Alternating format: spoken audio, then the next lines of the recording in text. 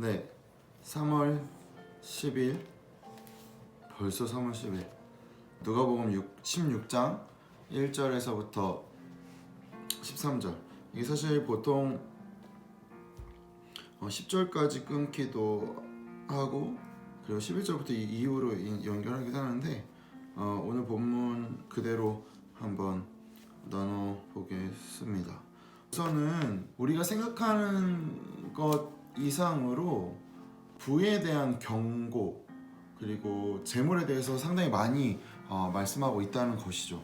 그런데 어떠한 면에서 우리가 이러한 말씀을 의도적으로 나누지 않는 부분들이 많은 것 같아요. 왜냐하면 돈은 상당히 민감한 문제이기 때문이죠.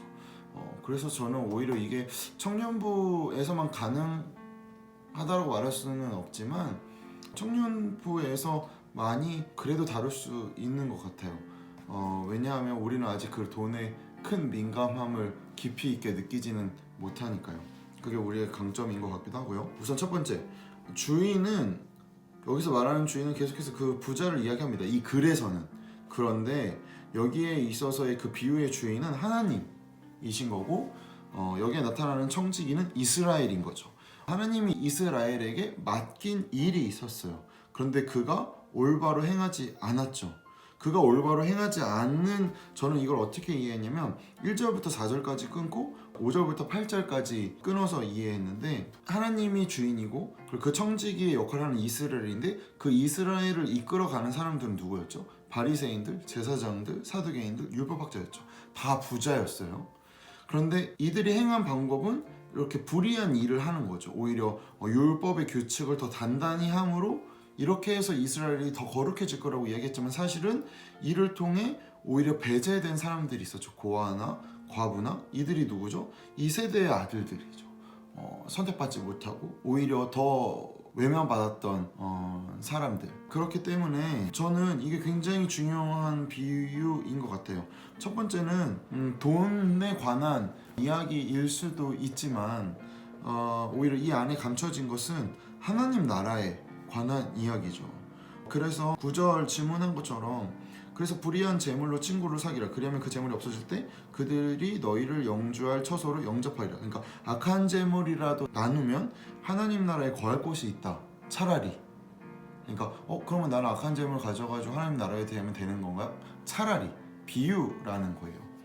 그러니까 왜냐면 5절에서 주인에게 빚진 자들을 일일이 불러다가 청지기가 빚진 거를 탕감해 주죠. 근데 애초에 빚을 지는 것 자체, 이자는 신명기 23장 20절에서 금지된 규정입니다. 그러니까 이미 이 부자는, 여기 말하는 비유에서 이 부자는 이미 잘못한 일을 한 거예요. 그렇기 때문에 어떤 학자들은 부자가 어쨌든 불의한 부자이기 때문에 하나님으로 바라보는 것에 대해서 올바르지 않다라고 보는 학자들도 있어요. 여튼 그렇기 때문에 이 배제된 자들이 오히려 탕감받게 되는 거죠.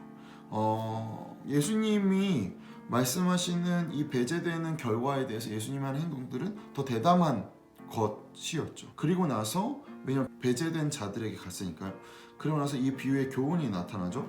10절부터 13절이 바로 이 본문의 포인트인데, 지극히 작은 것에 충성된 자는 큰 것에도 충성되고, 10절입니다.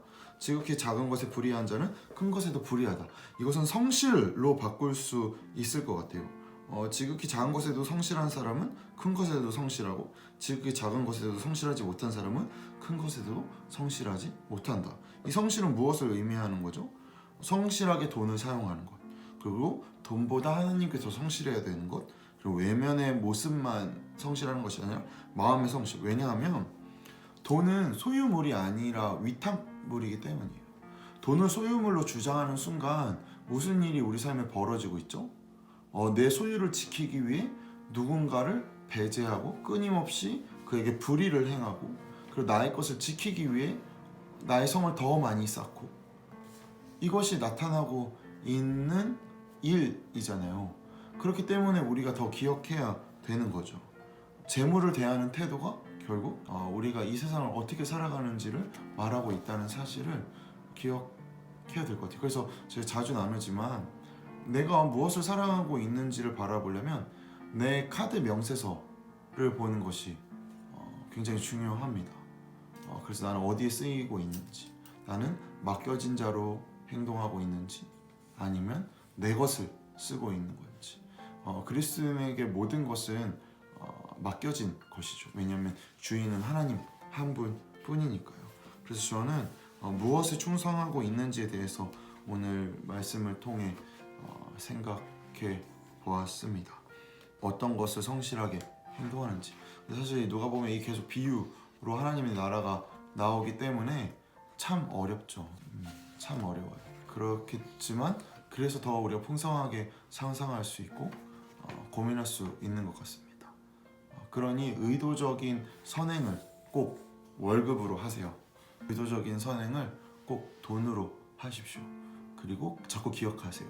그렇지, 하나님이 나에게 허락하신 것이지, 이거 내가 열심히 일해서 내가 번 돈이 아니라 내가 하나님이 주신 삶을 열심히 살았더니 하나님이 허락하신 것. 근데 사실 그럴 때 내가 호구되는 것 같지만 모두가 그렇게 생각하고 그렇게 행동하고 그리고 그렇게 살아가는 순간 이 견고한 소유의 틀은 깨지게 되어 있습니다. 그리고 우리는 그렇게 살아가는 자들임을 기억하며 오늘 하루도 수고하셨고 오늘 하루도 화이팅입니다.